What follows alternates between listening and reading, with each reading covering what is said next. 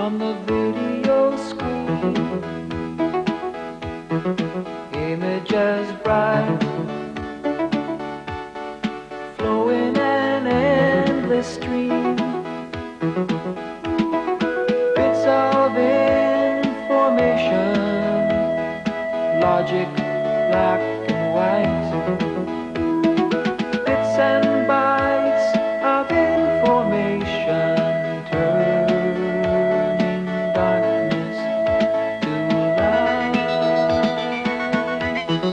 Hello, welcome to Bits and Bytes. In this episode, we're going to analyze what a computer program is, what its basic elements are. We're going to also look at the basic elements of the computer itself and see how these tie in with programming. We'll start by getting Billy Van to write a very simple program. Okay, how do I do that? Tell the computer to print your name. All right.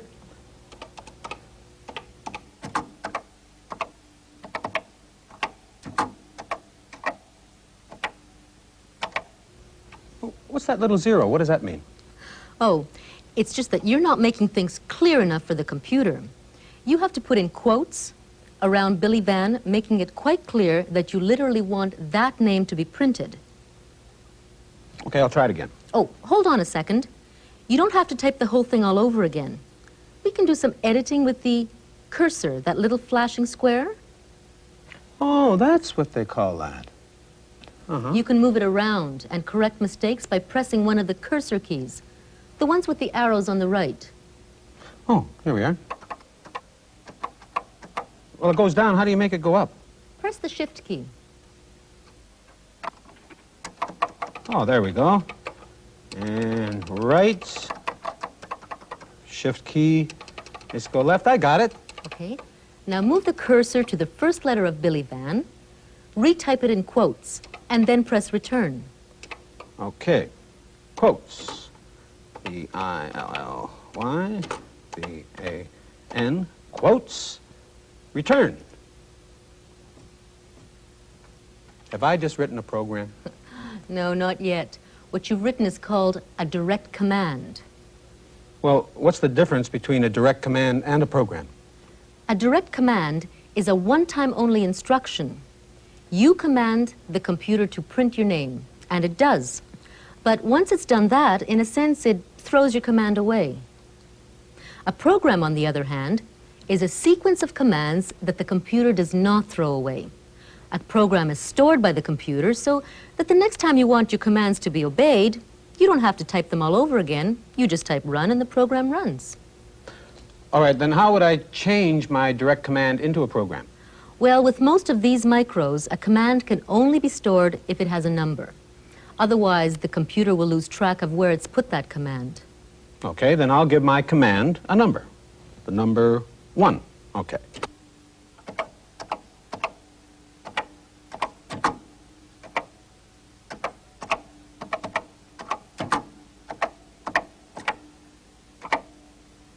Return. Oh, wait a minute, it didn't obey me. And it won't until you type run. Oh, all right. R-U-N.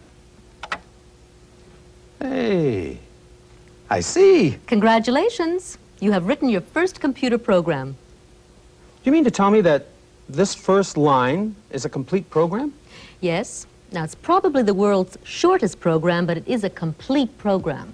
Well, you have to admit, not too bad for a beginner. Mm-hmm. But it seems to take so long to tell a computer how to print my name. I mean, I could print it faster myself. Ah, but how many times could you type your name before you got tired? See, the computer never gets tired, and it could go on printing your name forever. Oh, how do I do that? Just add one more line to your program. Okay, line 2. Tell the computer to go to line 1 by typing go to 1, and type go to as one word. Okay, O-T-O, 2, 1, return. Now type run. U-N. Oh, wait a minute. What's going on here? It's going crazy. It's printing your name over and over again. It doesn't look like that to me. That's because the words are scrolling up the screen very, very, very quickly. But how did my program make it do that? Well, let's have another look at your program and you'll see. I'd love to, but where is it? To find it, you'll have to first stop the computer printing out your name. Press the key marked stop. Okay. Now clear the screen by holding the Shift key down and press the key marked CLR for clear. Right. Shift. Clear. And now ask the computer to show you a list of your instructions in your program. Type LIST.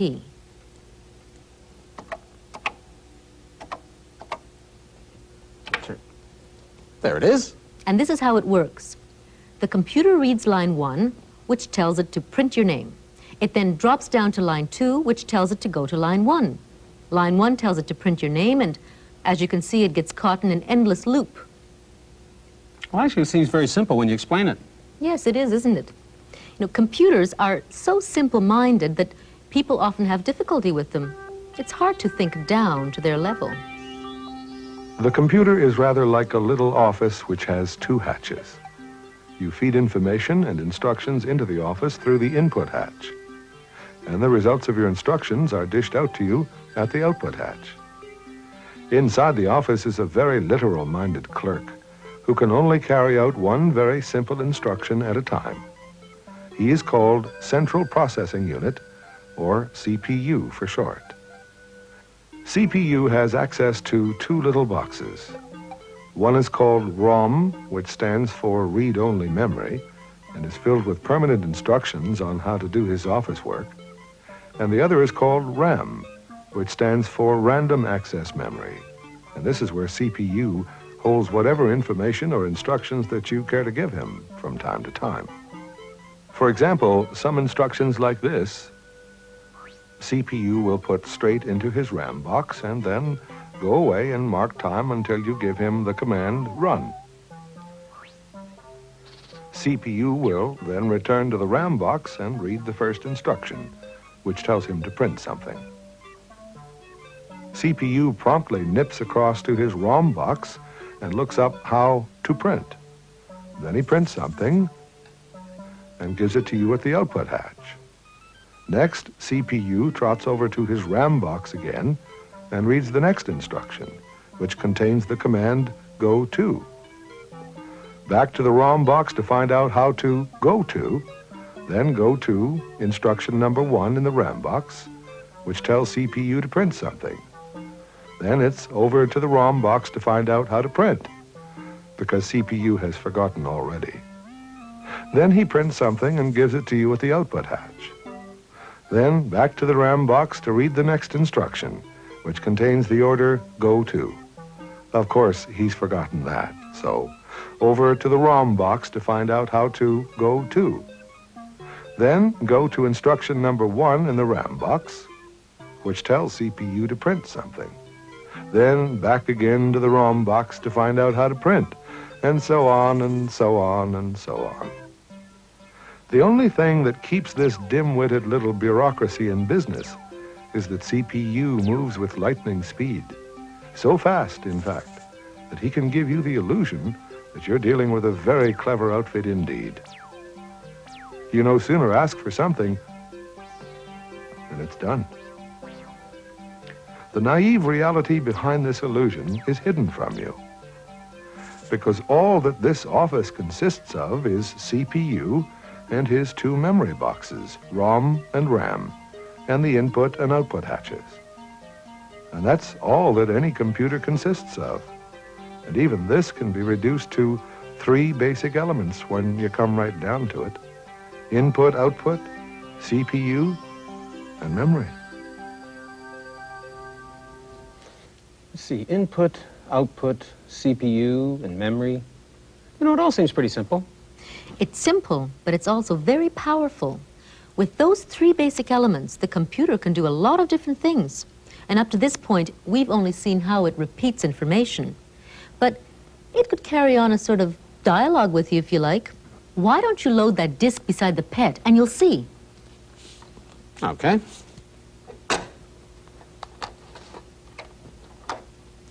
Now type deload for disk load. And the name of the program, word hunt. Type a quote sign and then word hunt, all one word. Okay, quote. key, return, and now I type run.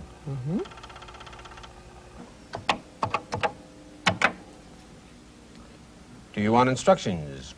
Yes, please. A group of hungry agents known as the word hunters is listing your aid in the following manner. A tribe of important words have been reported missing from the vocabularies of many students. Your mission, you will be required to discover the correct words from clues given on the wanted poster and add them to your own vocabulary. Press return to continue. Okie dokie. Your efforts will be rated accordingly. Good luck, thank you. Wanted, adjective alias eager, last known meaning wishing very much. Can you identify this word? Yeah, I think I can. That would be, good, what is it? Want. Oh, I'm afraid not. Do for that one. Description, 2 syllables. 2 syllables, eager, eager, eager. Try the word anxious. That might work. Okay.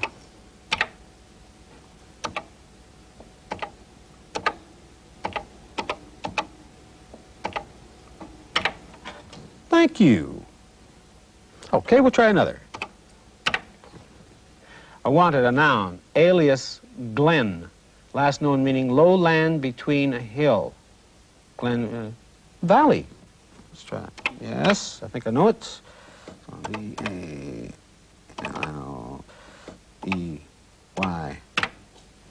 Terrific.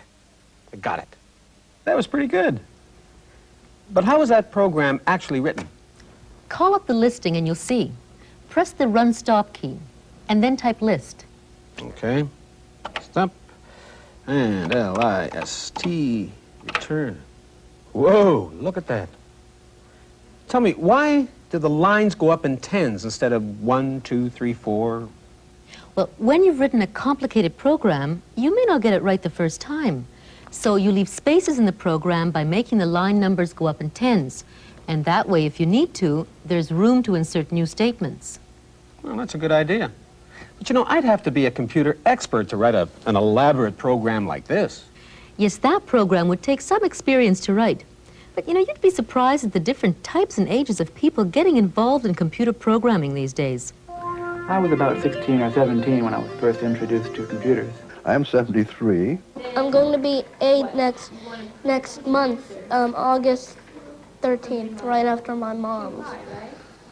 I got started late, 9th grade. 64. and a half. Computer Town is a number of things. Mostly it's a spirit. There's a Computer Town site anywhere that people have set one up. They're in libraries, in public schools, in community centers, in recreation centers. It's grassroots in that it's community-based. I think there are about 40 Computer Town sites in the United States and about 40 in Great Britain, and then in a few other countries in Europe. It's providing access to equipment and know-how for anyone. Our youngest classes are for 7-year-olds to 9-year-olds, and then we teach up to 12-year-old. Anybody who's over 12 is an adult. I have 80-year-olds in my class, middle-aged, young, just about the whole spectrum. Anybody who's capable of sitting up at a computer can take one of our classes. The type of person who generally takes our classes is not scientific. The most common in the adult classes will be housewives, then businessmen who want to know about computer systems. They're thinking about getting them for their offices. Then elderly retired people who just want to keep up with what's going on. And then a few younger students in the high school age who want to go beyond what they're learning in high school. Generally, we keep everything on a non-mathematical level, usually dealing with words rather than numbers. And I think people find it not too difficult and a lot of fun. I mean, we are oriented to going at their pace. I took the course initially because I work with children in the school system who have learning disabilities. And I thought that getting them involved with something as challenging and interesting as a computer might help expedite their learning. I work at a bookstore that has just gone on the computer, and we've had lots of problems with it, and I think that the people that use it don't thoroughly understand what they're doing. And so I thought it would be a lot better if I got some instruction. And it has helped already. I think that we will get to the point where everybody will know how to use a computer just like they know how to jump on and ride a bicycle. It'll become a part of daily life. Well, I think it's a lot easier for the kids than it is for the older people. They pick it up so much faster than we do, and I think that's interesting. The adults are intimidated by this machine at the first class. They want to know what happens before they hit that enter or return button. They don't quite understand how it's all working at first, and they want to know. The young children usually are students themselves. They won't wait for you to tell them to turn the machine on. They will immediately begin exploring it and hitting the keys and the buttons. They won't ask what happens before they try it. They'll just do it. They're quite fearless. I'm just learning how to program.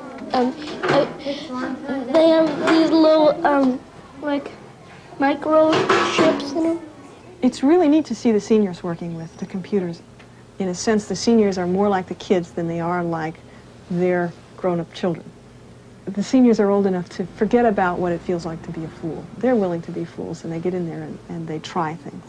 As far as I know, we are the only place in the United States, which probably means the world, where there's a class of computer teaching or computer understanding for senior citizens. We started this class with the idea of really not so much teaching senior citizens to learn how to be computer programmers as continue to think, continued learning.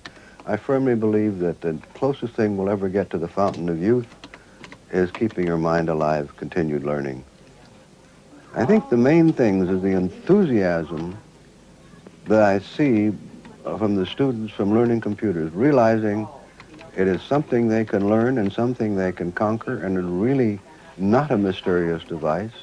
It can become a very useful friend that will do much to make their life easier and more pleasant.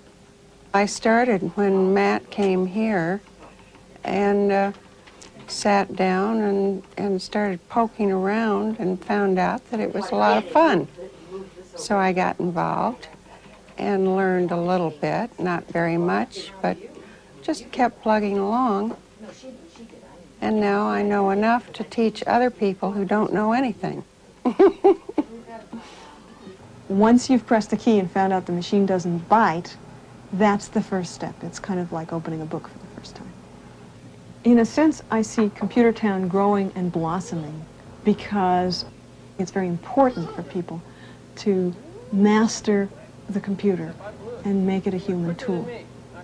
In another sense, I think that Computer Town's future is doomed because it's a special purpose activity.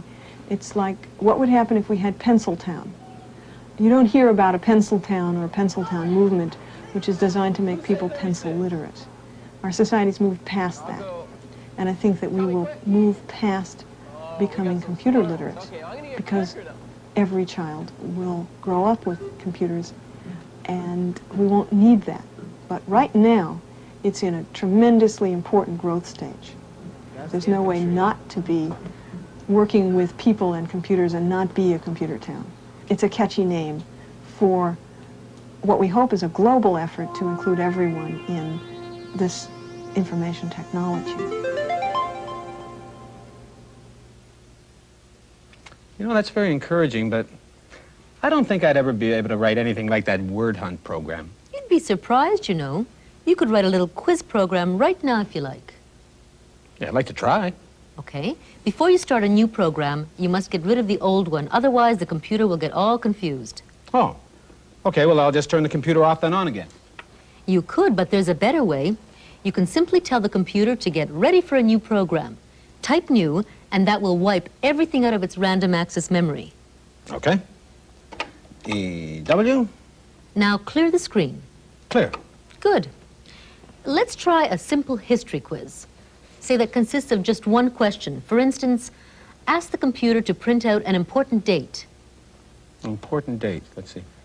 All right. What year was Confederation in Canada? Shall I type that? Good, fine. But you can make it even shorter. Tell the computer to print, when was Canada born? Okay, let's see. I'll start with 1. No, 10 would be better, wouldn't it? Good. Okay. Quote, when was Canada born? And be question mark, quotation. There. Now you have to type a new line with an instruction telling the computer to wait for the student to input an answer.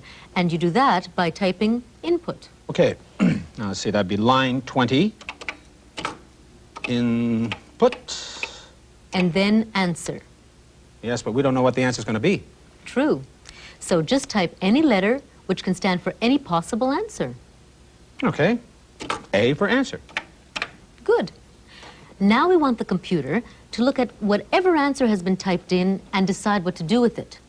Oh, but there could be thousands of answers to this one. We can arrange things so that the computer only has to take care of 3 possibilities. The correct date, a date that's too early, or a date that's too late. That's logical. Well, it's a logical machine after all. Let's make your next line deal with an answer that's too early. And for this, you're going to need the symbol that stands for is less than. It looks like a V on its side pointing to the left. Oh, here it is right here. Now type 30. If A, for answer, is less than 1867... Okay, line 30. If A is less than 1867... Then print... Then print... Then some reply from the computer, telling the student that the date typed in is too early. Just the word early. In quotes with an exclamation mark will do.